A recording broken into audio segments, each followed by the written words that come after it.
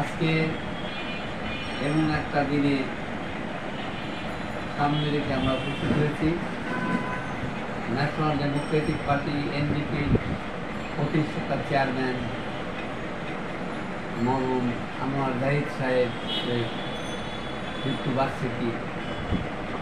আমি মনে করি তার রাজনীতি আদর্শ এবং তার রাজনীতি চলার পথ যেটা ছিল আমাদের দেখিয়ে গেছেন, আমরা সেই পথে এখন চলছি। কোনো আপোষকামিতা আমাদের মধ্যে নাই। আমাদের মধ্যে যেটা আছে সংগ্রামের ইতিহাস। আমি মনে করি সেই সংগ্রামের ইতিহাসের পথ ধরে আমরা পথ চলছি। আপনারা সবাই জানেন যে আমার যারা এখন ন্যাশনাল ডেমোক্রেটিক পার্টি এনডিপি বিভিন্ন পদে বিভিন্নভাবে আছি, আমরা সবাই একত্রিতভাবে গত 5ই আগস্ট ছাত্র জনতার অভ্যুত্থান, বৈষম্য ছাত্র বিরোধী ছাত্র আন্দোলনের সঙ্গে আমরা ছিলাম। আমাদের আগের ঐতিহ্য ধারাবাহিকতায় আমরা ছিলাম এবং এখনও আমরা সেই বৈষম্য বিরোধী ছাত্র আন্দোলনের সাথে আমরা ঐক্যমতে আছি এবং আমি মনে করি আমরা অবশ্যই যারা এই ছাত্র রাজনীতি করতে গিয়ে বৈষম্যহীন সমাজ গড়তে গিয়ে স্বৈরাচার শেখ হাসিনার অধীনে যেসব লেলিয়া দেওয়া বাহিনী ছিল তাদের গুলিতে নিহত শহীদ হয়েছেন, সেই সব শহীদের বিদেয়ী আত্মার প্রতি আমি সর্বপ্রথমেই মাগফিরাত কামনা করি। বিদেয়ী আত্মা আল্লাহ যেন তাদেরকে শহীদের দরজা দেন। আমি মনে করি আজকে আমরা যেখানে কথা বলছি এই মুহূর্তে বাংলার ঘরে ঘরে শোকের মাতম হচ্ছে।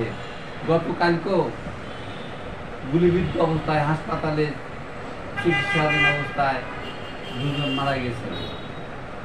আমি জানি না আরও কতজন মারা যাবেন।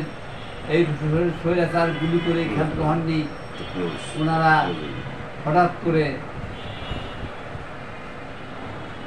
তাদের চিকিৎসাও ওইভাবে যায় নাই যে তারা যেন প্রাণে বেঁচে থাকে। তাই আমি বলতে চাই, আসুন, একটি অন্তর্বর্তীকালীন সরকার গঠন হয়েছে, সেই সরকারের প্রতি আনুগত্য রেখে দেশ ও জাতির বৃহত্তর স্বার্থে আমরা ঐক্যবদ্ধ হয়ে একটি সুন্দর সোনার বাংলা গড়ে তোলার প্রত্যয় খুঁজি। কীভাবে এটা আমরা করতে পারব। আমি আজকে এই তত্ত্বাবধায়ক এই অন্তর্বর্তীকালীন সরকারের কাছে দাবি জানাবো ন্যাশনাল ডেমোক্রেটিকের পক্ষ থেকে, আপনারা যেভাবে সিদ্ধান্ত নিয়েছেন, জেলে যারা এই স্বৈরাচার সরকারের অধীনে যারা মিথ্যা মামলায় জড়িত হয়েছে সেই মামলাগুলো প্রত্যাহার করে দিতে। সাথে সাথে আমি বলবো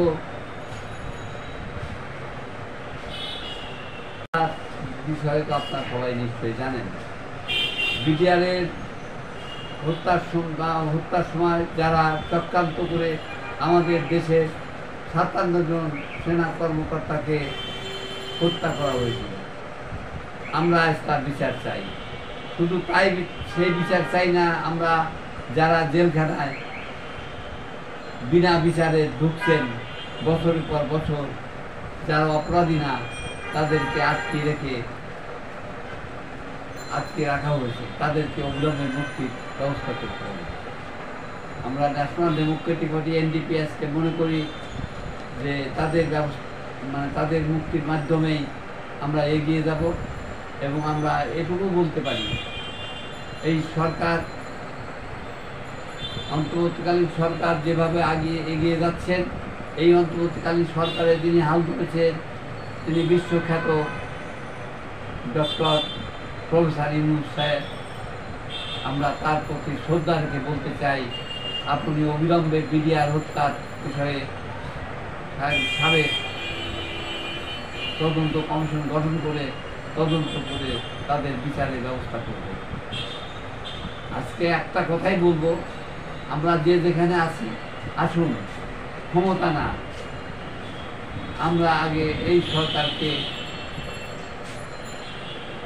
সরকারের অধীনে যেভাবে আইনের শাসন প্রতিষ্ঠা করব, এই আইনের শাসন প্রতিষ্ঠা করার একমাত্র উপায় এখন আছে যে হাল ধরেছেন বিশ্বখ্যাত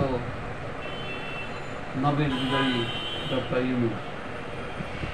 আমরা মনে করি আজকে আসুন আমরা ডক্টর ইউনূসের নেতৃত্বে যতক্ষণ সময় লাগে, যতদিন সময় লাগে, আমাদের সংবিধান সংশোধন করে রাষ্ট্র সংস্কারের কাজগুলো আমরা তৈরি গতিতে করে একটা গণতান্ত্রিক রাষ্ট্র ব্যবস্থা করব, এই আশাটাই করি। আপনারা সবাই যে যেখানে ভালো আছেন, যে যেখানে সুস্থ আছেন, সুস্থ থাকেন, নিরাপদে থাকেন। আল্লাহ হাফেজ। বাংলাদেশ জিন্দাবাদ। ন্যাশনাল ডেমোক্রেটিক পার্টি জিন্দাবাদ।